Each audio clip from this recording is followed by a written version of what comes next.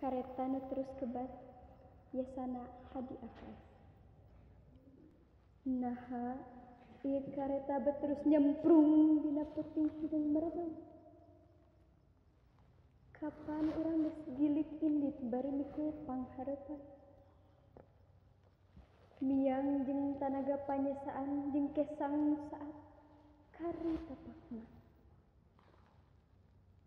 Urang nyingkah nyiar lembur nu gempur keneh ku bulan. Nyusul taneuh nu beueus juuh cinyusuh. Di dieu di lelemah cai pangancikan geus euweuh lahan satapak jeung langit satinggi. Pikeun nenghap sareng hapal.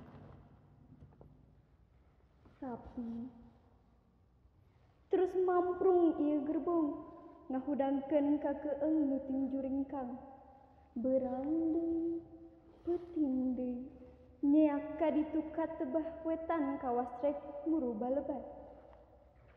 Lebah mana ari hal teu pangeureuneut? Taya nu bisa nuduhkeun da puguh henteu kaimpleng lebah mana urang reureuh.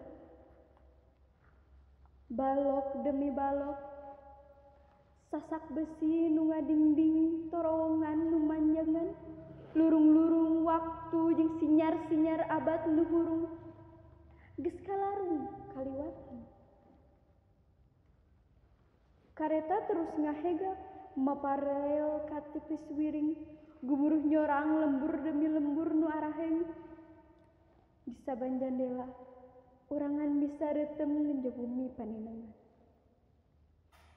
Pakebonan tingrung gunuk jadi beton, pasawahan tinggu dilap jadi wajah, walungan mudal kusarah, bangke orok rejeung rungkang tatangkalan, jalma-jalma rajek ngarelun jadi haseup nu harideung, anteng nyangkaran pasir Gudawa, jeung gunung-gunung nu daroyong.